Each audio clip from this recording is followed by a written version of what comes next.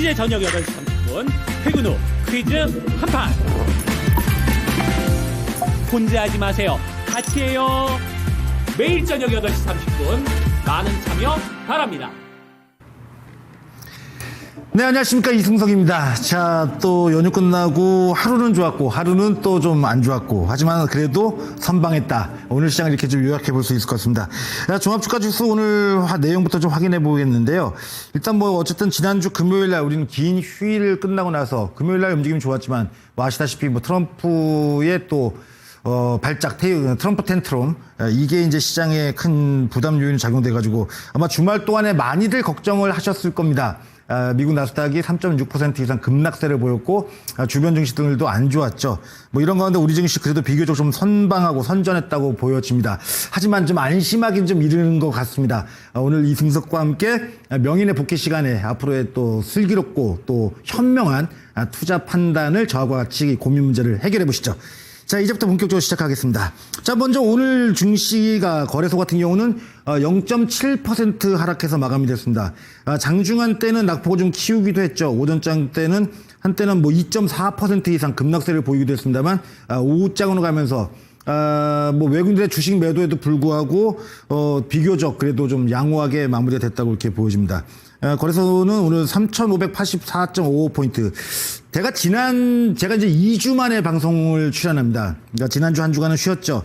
연휴 전에 사상 최고 지수를 경신할 것이다라고 말씀드렸는데 사상 최고 지수를 경신했죠. 하고 난 다음에 금요일까지도 움직임이 좋았다가 급작스러운 주말 동안의 악재성 이슈 때문에 밀렸지만, 말씀드린 대로 지금 기술적으로 본다면은 오늘 지수가 밀리긴 했지만 5일 이동평균선을 잘 지키는 움직임을 보이죠. 그러니까 아직은 시장을 너무 크게 우려할 필요까지는 없다고 보여집니다. 지난주 금요일 날 생겼던 갭을 오늘 갭 하락을 하면서 소멸을 일단 시켰습니다. 이게 별로 좋은 시그널은 아닙니다. 코스닥도 오늘 현재 종가로는 오히려 강세로 전환돼서 마감됐죠. 860.49포인트로 마감되면서 코스닥은 오히려 이런 날 상승 전환되면서 마감된 상황이죠. 통상적으로 우리가 이건 좀 미리 좀 얘기를 하고 넘어가야 될 것 같습니다. 보통 시장이 크게 하락하게 되면은 뭐 잘 아시죠?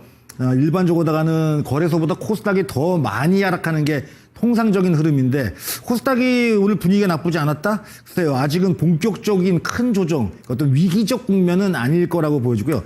이런 부분은 제가 오늘 아침에 9시 50분에 이승석의 슬기로운 투자 전략에서도 언급을 했고요.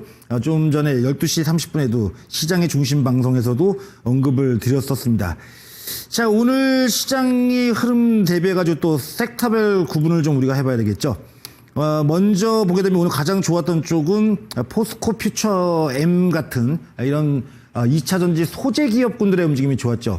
뭐 여러 가지 이유가 있겠습니다만, 일단은 뭐 아시다시피 뭐 중국이 히토류 규제에 따라 가지고 이게 이제 이렇게 되는 거죠. 연결되는 흐름이 결국은 중국이 히토류를 규제하는데 한국 기업들이 주가가 왜 움직이느냐. 우리는 이제 뭐냐면 아시다시피 대부분의 기업들이 대중국 향이기보다는 이제 대미향이죠. 미국 쪽으로의 비중이 더 상대적으로 수출 비중이 크죠. 그러다 보니까 이제 공급망 규제, 공급망을 갖다가 이제 미국이 규제를 하는 거에 따른 이 반사 수혜를 보는 거죠. 그런 부분이 이제 오늘 2차 전지 소재주 쪽으로다가 움직임이 좋았고, 포스코 퓨처엠뿐만이 아니라 코스닥 쪽에서도 이런 관련된 종목들의 주가 움직임이 전체적으로 좋았고요. 뭐 고려아연 종목, 고려아연 같은 경우도 급등세 보였죠. 뭐 이런 부분의 궤적을 같이 하고 있다라고 보시면 될 것 같습니다. 다만 이쪽이 제가 이전에도 2차 전지를 지난번에 언급을 했던 쪽입니다. 물론 그 이후에 주가 움직임이 그다지 뭐 크게 움직이지는 않았습니다만, 그 당시 제가 얘기했던 거를 기억하실 필요가 있습니다. 단기적인 접근이 유리하지, 이쪽은 좀 중장기적으로 보시는 거는 별로 바람직하지 않다라고 말씀드리죠. 단기적인 접근에서는 글쎄 포스코 퓨처엠만 놓고 본다면 대략 19만 원에서 한 20만 원까지 추가 상승 여력이 있다고 보여지니까, 뭐 매수 관심을 현재 뭐 그 정도 수익을 목표로 한다면 매수 관심을 가져도 괜찮을 것으로 보여집니다. 오늘 거래소 대형주 중에서 화려한 움직임을 보였던 종목 중에 하나가 바로 이 한미반도체입니다. 제가 이전에도 이 종목은 자주 언급을 드렸습니다. 못 간 종목 중에 대표적인 종목이 이제 이 한미반도체라고 얘기를 드렸었는데, 한미반도체가 지난주 금요일 이어가지고 오늘까지도 주가 강세 나타나죠. 지금 아시겠지만 반도체, 우리나라 국내 반도체의 핵심은 HBM 반도체죠. 고대역폭 메모리 반도체 이쪽이 지금 현재 시장의 핵심이고요. 그 다음에 지난번에 오픈 AI의 CEO인 샘 알트먼이 한국에 와가지고 SK 하이닉스하고 그다음에 삼성전자하고 같이 공급망에 대한 공급 계약에 대한 MOU를 체결을 했었죠. LOI라고 이제 알려지고 있죠. 참여 의향서죠. 의향서를 갖다가 아직은 물론 계약 단계까지는 아닙니다만 어쨌든 뭐 이런 부분이 삼성전자하고 지난번에 하이닉스의 주가 움직임을 좋게 만들었던 요인이 되겠고요. HBM을 만드는 데 있어서 글로벌 단에 여러 가지 이제 장비가 필수적으로 들어가야 되는데 대표적으로 미국의 ASML 같은 경우에 이 장비가 필수적이고요. 그다음에 일본의 도쿄 일렉트로닉 셀 이 장비가 또 필수적입니다. 여기에 한 가지 또 이제 뭐냐면 수율과 그다음에 발열 문제 개선을 위해서는 이 바로 한미 반도체의 장비가 필수적인데 TC로도죠. 이게 이제 필수적이다 보니까 이제 이게 앞으로 지금 현재 뭐 지난번에 오픈 AI가 얘기한 게 한 달에 90만 장의 반도체가 필요하다. 근데 지금 재밌는 거는 삼성전자, SK 하이닉스, 그다음에 미국의 마이크론 테크놀로지 이 세 개 기업이 월 단위로 공급할 수 있는 물량의 총합이 약 38만 장뿐이 안 됩니다. 그러니까 이제 앞으로 이제 더 규모를 확장시켜야 되겠죠. 물론 뭐 단기적으로 이루어질 수 있는 성과는 아닙니다만 앞으로 그렇게 되면 어쨌든 전방에 있는 반도체 업체들이 계속 투자를 확대해 나가겠죠. 자, 그렇게 보자면 한미 반도체는 이전에 2분기 실적도 나쁘지 않았습니다. 2분기 실적도 굉장히 좋았는데 그동안 수급에 좀 가로막혔던 주가의 상황에서 이 부분이 좀 개선되는 양상을 나타내주고 있고 추가적으로 상승이 가능하다고 보입니다. 어떻게 본다면 이제 시작이죠. 시작입니다. 이제 막 그동안의 횡보 추세를 벗어나서 상승 추세로 전환되는 이런 양상을 보이고 있으니까 앞으로도 지속적으로 관심이 필요하다고 보여집니다. 오늘 뭐 전체적이라고까지 할 수는 없겠습니다만 오늘 로봇 관련주 괜찮았죠. 저도 오늘 아침 방송에서 레인보 로보틱스 원래는 저는 로보티즈를 가장 선호하는 종목인데 이미 제가 아침 방송에서 얘기한 다음에 90% 넘는 주가 상승을 보이고 있다 보니까 뭐 그거에 대체적으로 대체품으로 이 레인보 로보틱스를 얘기를 드렸는데요. 오늘 시장의 약세에도 불구하고 레인보 로보틱스도 비교적 좋은 주가 움직임을 보였죠. 오늘 종가상으로 본다면은 거의 5% 가까이. 아침에 제가 얘기할 때의 주가가 하락 구간이었으니까 당일날도 제법 뭐 괜찮은 수익을 발생시키고 있습니다. 어떻게 본다면 이 종목 역시도 이전 조정 후에 좀 횡보성 움직임을 길게 지금 한 7개월, 6개월, 7개월 정도를 횡보만 하고 있었거든요. 그 구간의 전고점을 현재 넘어섰습니다, 오늘. 거래량도 양호하게 형성되면서. 이 종목도 마찬가지로 아까 한미반도체처럼 이제 시작이라고 볼 수 있겠죠. 이 로봇주는 제가 이전에도 이전 방송을 통해서도 언급을 드렸습니다만 이게 굉장히 이제 앞으로 시장에서 계속 관심이 집중될 수뿐이 없습니다. 휴머노이드 로봇 아시다시피 뭐 테슬라도 지금 현재 하고 있죠. 그다음에 보스턴 다이나믹스 현대차의 계열이죠. 여기 아틀라스라는 로봇 휴머노이드 로봇도 출시를 앞두고 있고 여기 미국의 피규어 우리나라에도 로보티즈가 이 시제품은 이미 나와 있는 상태죠. 우리나라의 로봇 기술이 여러분들이 생각하시는 것보다 이 휴머노이드 로봇이 물론 일부 기업이긴 합니다만 상당히 높은 수준입니다. 전 세계 기업 중에서 1위를 본다면 제가 판단할 때는 테슬라가 휴머노이드 쪽에서 가장 좋은 기술력을 가지고 있고요. 2위가 이제 아까 얘기했던 보스턴 다이나믹스, 그 다음에 미국의 피규어 이쪽을 상위권으로 꼽고요. 그 바로 밑에는 이제 중국 업체가 들어가는데 전 세계 기업으로만 놓고 본다면 로보티즈 같은 기업이 한 8위에서 9위 정도의 어떤 기술력을 가지고 있다라고 보고 있습니다. 그러니까 높은 수준이죠. 그러니까 이런 부분에 있어가지고 국내 로봇 관련주들도 계속적으로 관심이 좀 필요할 거라고 보여지니까요. 지난번에 제가 2주 전 추석 전에도 로봇 관련주에 대한 얘기를 그 당시에 언급을 했고 로보티즈도 그때 얘기를 했었습니다. 참고해서 보시기 바라고요. 자, 그다음에 이제 오늘 모처럼 좀 강세를 보였던 쪽 섹터죠. 뭐 아시다시피 이제 정부에서 나온 얘기가 이 문화산업 육성에 대한 얘기가 나왔습니다. 우리가 이제 이런 얘기를 제가 오늘 좀 한번 해볼게요. 어떤지 모르겠습니다만 과거에 박근혜 대통령 정부 시절에 그 당시에 이제 얘기가 나왔었던 게 뭐였습니까? 경제 정책 중에 하나가 빚을 내 가지고 집을 사라고 얘기를 했었죠, 그 당시에.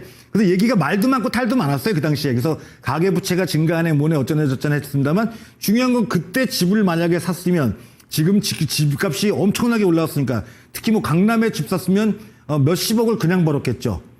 또 하나, 현 정부, 그러니까 이 지금 현재 정부가 들어서면서 얘기했던 거에 가장 중요한 부분이 뭡니까? 집을 팔아서 주식을 사라고 했죠. 여기 또 좀 반대, 좀 의미가 어쨌든 투자를 하라는 건데 집보다는 주식을 얘기했습니다. 6월 달에 이 정부가 들어선 다음에 종합주가 지수가 30% 넘게 지금 현재 올라와 있죠. 그럼 최근에 집값 상승률보다 더 높은 수익을 내고 있고, 만약에 여러분들이 그 얘기를 듣고 삼성전자를 샀다면 삼성전자 주가는 50%가 넘게 올라와 있습니다. 자, 그러면 대박이죠. 큰 수익이죠. 뭐 1년도 안 됐죠. 지금 뭐 불과 한 반년 정도 만에 이 정도 수익률을 얻었다면 엄청나게 큰 수익이죠. 제가 왜 이 얘기를 드리냐면 지금이라도 주식을 사라 뭐 이런 얘기를 하려고 하는 게 아니라 결국은 정부 정책에 맞서지 말라는 얘기를 하려고 하는 겁니다. 정부 정책이 나오게 되면 거기 산업의 어떤 퍼포먼스, 그러니까 어떤 가시적인 성과가 나올 때까지 계속 정부가 금전적인 부분, 정책적인 부분, 규제 완화 뭐 계속 지원을 해주죠. 그게 바로 이제 오늘 아까도 얘기했다시피 하이브 같은 종목이 그동안 주가 약세를 보이고 하다가 모처럼 이렇게 반등을 했는데 그 반등이 좀 의미가 좀 있다는 얘기를 하려고 하는 거고요. 이거는 비단 이쪽만, 하이브 쪽만 그런 게 아닙니다. 지금 현재 현 정부가 가장 중점을 두고 육성하려고 하는 쪽은 아시다시피 AI고요. 그 다음에 재생에너지 쪽, 요즘 뭐 우리나라는 재생에너지가 별로 움직임이 없습니다만 미국에서는 재생에너지가 굉장히 좋은 주가 움직임을 보이고 있죠. 여기에 또 이제 뭐냐면 스테이블 코인에 대한 정부 정책이 곧 발표될 예정인데 이 부분에서 이 정부 정책과 관련된 종목군들, 또 물론 뭐 상법 개정 이슈나 그다음에 주주 가치 제고에 대한 이슈도 있죠. 그러니까 정부 정책과 관련된 종목들을 잘 흘러가는 걸, 이 흐름을 잘 타면 시장보다 엄청나게 좋은 수익을 얻을 수 있다는 거하고, 이런 종목은 단편적으로 테마가 아닙니다. 보통은 짧게는 10개월, 길게는 1년 반에서 2년까지도 추세적인 상승이 나오는 게 일반적이다 보니까, 글쎄 오늘 제가 볼 때는 엔터주의 정부 정책과 관련된 부분에서의 이슈는 긍정적이라고 볼 수 있겠습니다. 물론 뭐 개별 종목별로다가 악재가 좀 있는 게 좀 흠이라면 흠이겠습니다만, 이제 이쪽도 좀 관심을 가질 때가 됐다고 정도는 판단할 필요가 있다고 생각이 됩니다. 그 다음에 이제 제가 가장 틀린 게 하나 딱 있습니다. 그래서 솔직하게 고백하는데, 이 원자력에 대해서는 제가 그동안 그렇게 후한 점수를 안 줬던 게 사실입니다. 근데 이제 두산 에너빌리티가 주가가 지난주 금요일에 이어가지고 오늘까지 강세를 보이고 있죠. 한 3개월 정도 쭉 횡보만 했다가 수익이 안 나는 쪽이었었죠. 그러다가 이제 올라왔는데, 아시다시피 이게, 가스터빈에 대한 수출.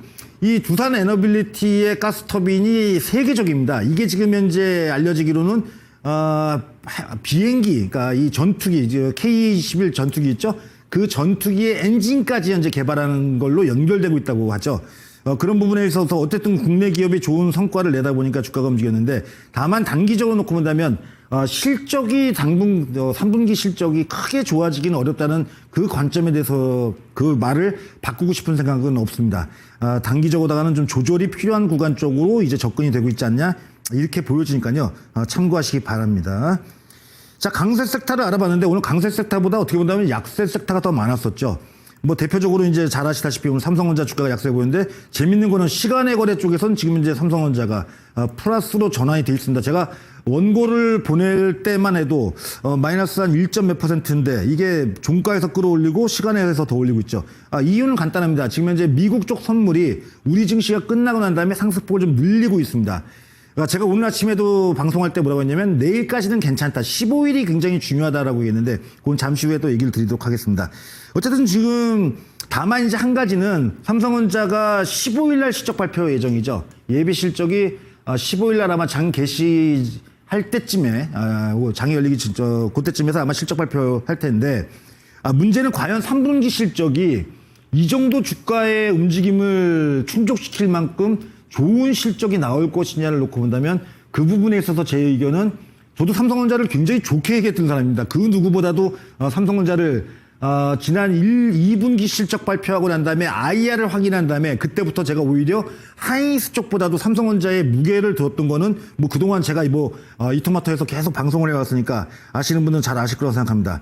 다만 지금 현재 가격 구간은 제가 볼 때는 조금 부담스러운 거는 3분기 실적이 제가 보기에는 기대치보다는 조금 못 미칠 가능성이 높지 않을까, 이렇게 전망합니다. 그 배경에는 지금 최근에 삼성전자 주가의 강세에서는 실질적인 실적 문제, 물론 레거시 반도체, 전통적인 메모리 반도체 쪽에 가격도 올라온 것도 맞고요. 출하량도 늘어난 것도 맞습니다. 하지만 뭐 고수익이 나고 있는 HBM 반도체 쪽에서는 어떤 강력한 퍼포먼스까지 그동안은 없었죠. 최근에 주가 강세를 보일 때마다 나왔던 게 아까 얘기했던 오픈 AI하고 장기 공급에 대한 얘기 나왔었고요. 그다음에 AMD가 오픈 AI하고 또 이 GPU 계약을 체결할 때 AMD의 가장 많은 반도체, HBM 반도체를 공급하는 게 바로 삼성전자죠. 뭐 그런 부분하고 그다음에 이전에 이제 뭐 아직은 미국 공장을 현재 건설 중에 있죠. 아시다시피 테슬라하고의 장기 공급 계약, 그다음에 애플하고의 계약, IBM하고의 계약 이런 문제가 있었는데 어떻게 본다면 다 지금 제가 말씀드렸다시피 다 기대감이죠.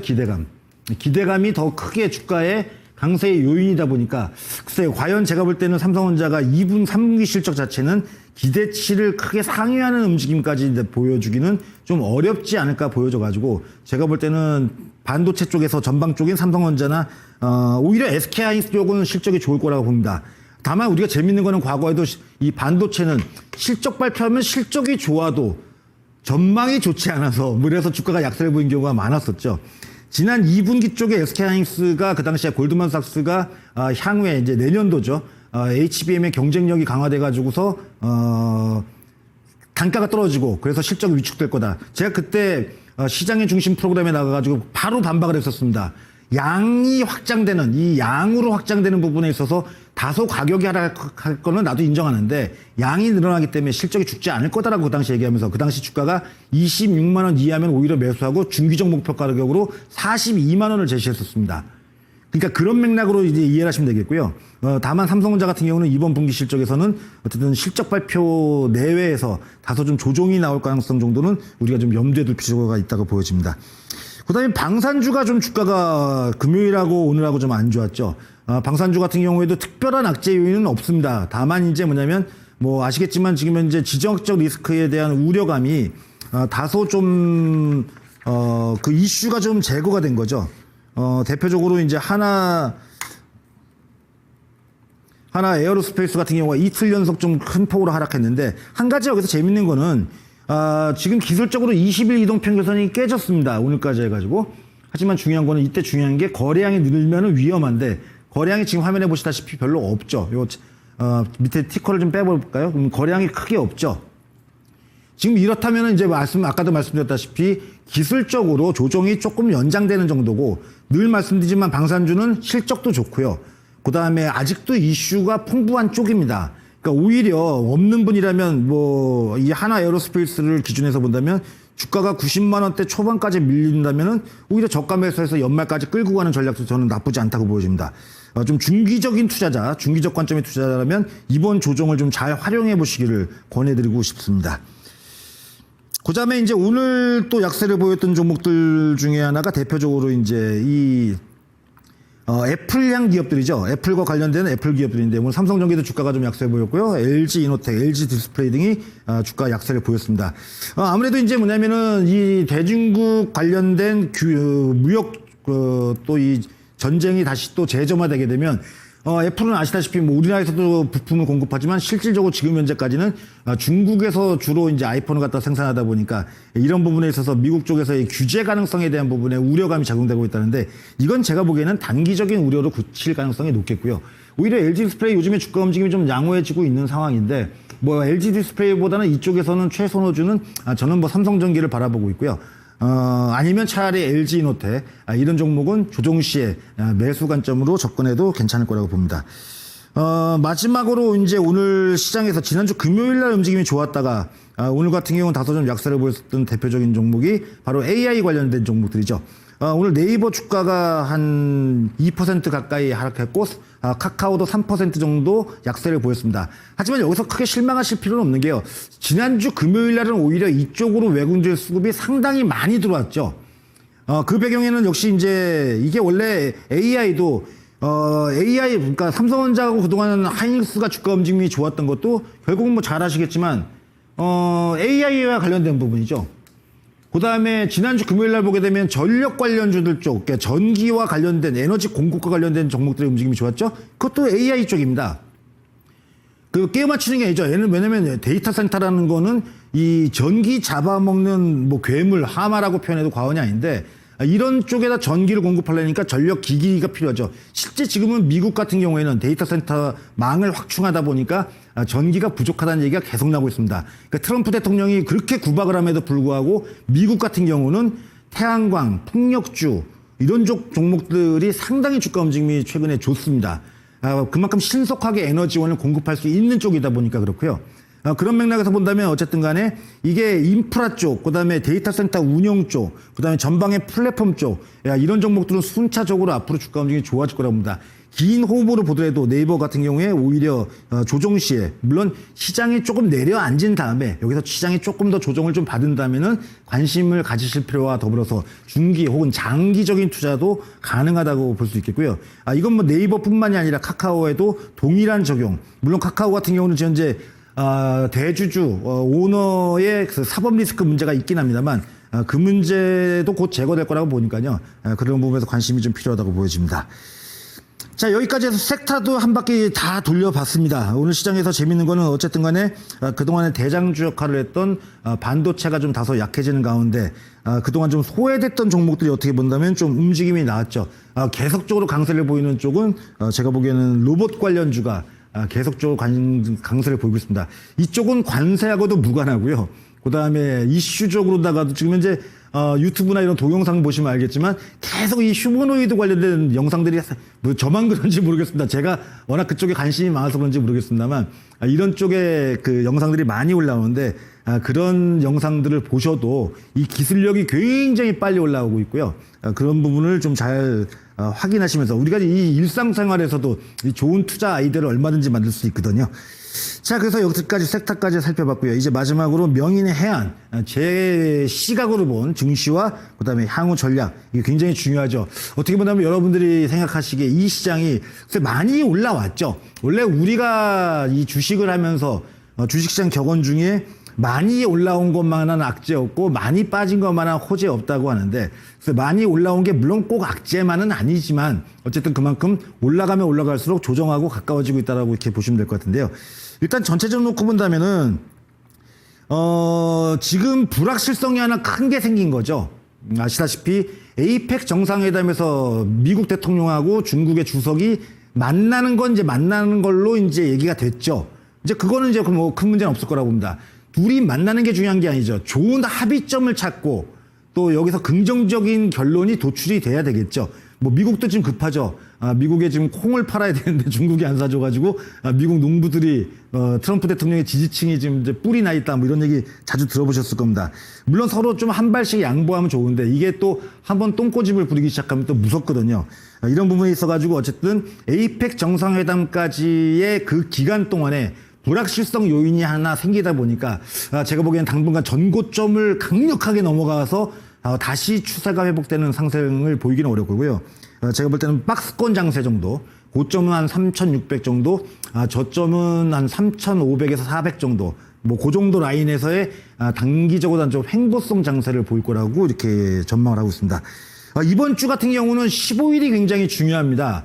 이게 삼성전자의 실적뿐만이 아니라 일본 총리가 지금 현재 인준을 받아서, 그러니까 자민당 총재는 당선됐는데 총리 인준을 15일 날 받아야 되는데 이게 왜 중요하냐면 이것 때문에 엔화 가치가 급락했고 그다음에 일본 증시가 급등, 또 글로벌 증시 쪽에 엔캐리 트레이드 자금이라고 하죠. 이게 좀 공급됐는데 지난주 금요일 날 쪽에서 이게 뭐냐면 일본 증시 밀렸었습니다.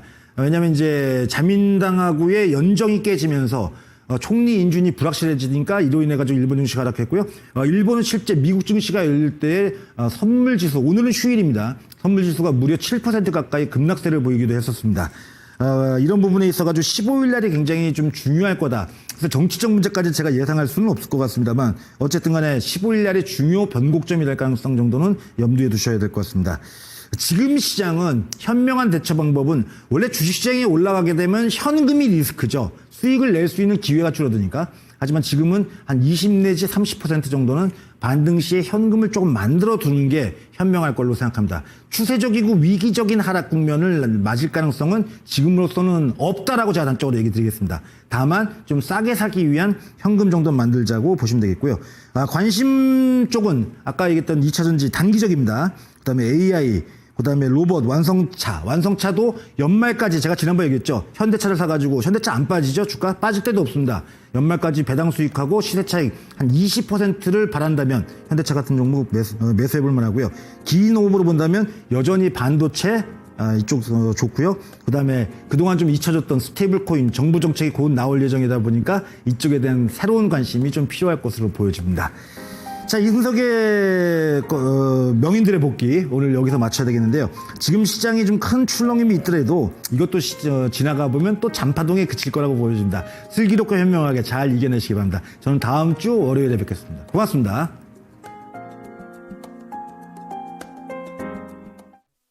본 방송은 투자 판단을 위한 조언일 뿐 투자 판단과 결과에 대한 책임은 투자자 본인에게 있음을 알려드립니다.